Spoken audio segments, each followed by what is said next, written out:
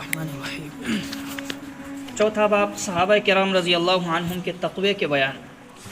हज़रत सहाबा किराम रज़ी अल्लाह अन्हुम की हर आदत हर खसलत इस काबिल है कि उसको चुना जाए और उसका इत्तिबा किया जाए, और क्यों ना हो कि अल्लाह जल्ल शानुहु ने अपने लाडले और महबूब रसूल सल्लल्लाहु अलैहि वसल्लम की मुसाहबत के लिए उस जमात को चुना और छाटा।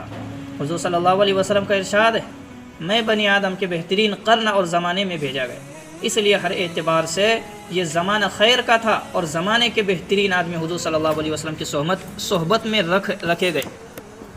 क्या फरमा रहे हैं कि आप सल्लल्लाहु अलैहि वसल्लम के जो सहाबा है उनकी एक एक हरकत, उनकी एक एक खसलत, उनकी एक एक आदत हमारे लिए इत्तिबा के काबिल है।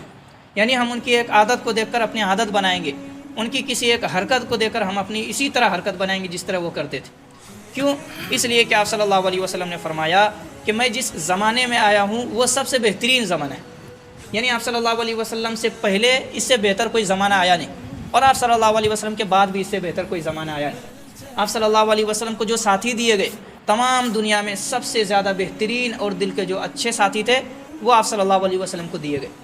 हमारे ज़माने में कुछ लोग ऐसा बोलते हैं कि हम आप सल्लल्लाहु अलैहि वसल्लम के ज़माने में पैदा होते तो आप सल्लल्लाहु अलैहि वसल्लम को देखते, तो उनकी ये गलत फहमी है ना। उनकी क्या है? गलत फहमी है। हो सकता है कि अगर तू आप सल्लल्लाहु अलैहि वसल्लम के ज़माने में पैदा होता, आप सल्लल्लाहु अलैहि वसल्लम के साथ उठता बैठता और तेरा शुमार मुनाफिकों में होता, तेरा शुमार किस में होता? काफिरों में होता। ये तो अल्लाह का करम है, बाद में आया तो उम्मत मोहम्मदिया में से बना है ना, क्योंकि हम उस ज़माने के काबिल नहीं थे। अगर उस ज़माने में जाते तो हम भी किसी मुनाफिक में शुमार होते, किसी काफिर और हिंदू में, ईसाई यहूदी में शुमार होते। इसके लिए अल्लाह का शुक्र है कि अल्लाह ने हमारे ईमान की वजह से बाद में ही पैदा किया, लेकिन उम्मत मोहम्मदिया में से बनाया। अगर उस ज़माने में ही पैदा करता, आप आसम के ज़माने में, और हम मुनाफिकों में से होते तो हमारे लिए क्या खुशखबरी होती? कुछ भी नहीं होता है ना। तो इसके लिए ये नहीं सोचना चाहिए कि हम भी यार ऐसा अल्लाह को करना चाहिए था, मुझे भी आप आसम का साथी बनाता, आप आसम के पास बैठता, है ना। तेरी क्या हैसियत है? आप आसम के पास बैठने वाले अबू बकर थे, है ना।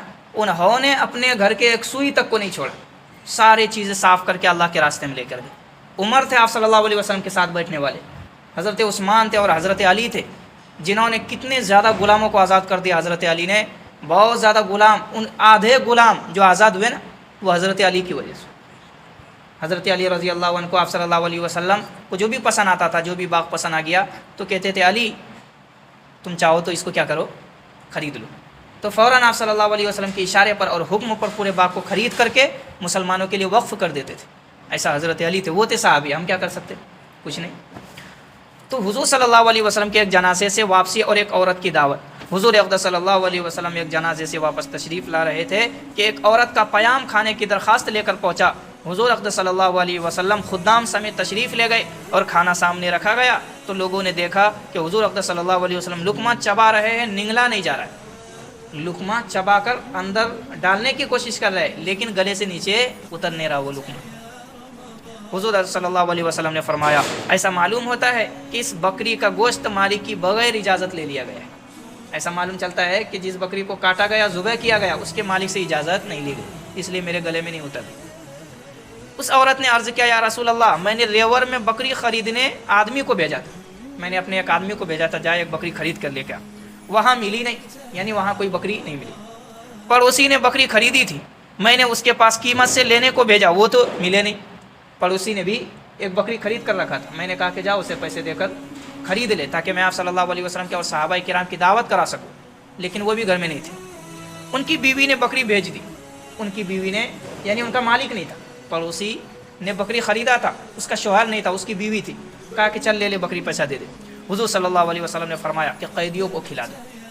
खुद नहीं खाया, क्या फरमाया कि जो कैदी है, गुलाम है, बांदी है, जिनको हमने काफिरों को और हिंदुओं को, यहूदी और ईसाइयों को कैदी बना करके रखा है, उन्हें खिला दो।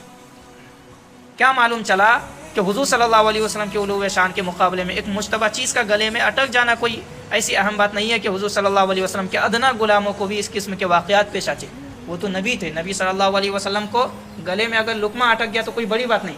जो अदना सहाबी है, अदना अल्लाह के आशिक है, अदना अल्लाह के सहाबी है, उसे भी ऐसे अटक जाता था गले में। बहुत सारे वाक़यात है, अभी बोलना शुरू करूँगा तो क्या हो जाएगा, लंबा हो जाएगा। तो इस हदीस से क्या मालूम चला कि आप सल्लल्लाहु अलैहि वसल्लम ने, आप सल्लल्लाहु अलैहि वसल्लम के गले में जब बकरी नहीं अटक रही थी, बकरी का गोश्त अंदर नहीं जा रहा था, تو آپ صلی اللہ علیہ وسلم نے کہا کہ لگ رہا ہے کہ اس بکری کو مالک کے اجازت کے بغیر لیا گیا. تو جس نے اسے دعوت دی تھی، جس عورت نے آپ صلی اللہ علیہ وسلم کو، تو اس نے کہا کہ ہاں ایسا ہی ہوا ہے. پھر آپ صلی اللہ علیہ وسلم نے کہا کہ ہم نہیں کھائیں گے اور ہمارا کوئی بھی صحابی نہیں کھائے گا، جاؤ اسے قیدیوں میں اور جو بند پڑے ہوئے لوگ ہیں انہیں کھلا دو. بچ رہے. کیا معلوم چلا کہ مشتبہ چیزوں سے ہمیں بھی بچنا چاہیے. حرام کا ایک لقمہ 40 دن نماز میں برکت سے روک دیتا ہے، عبادت میں برکت سے روک دیتا ہے، اللہ کی یاد سے روک دیتا ہے.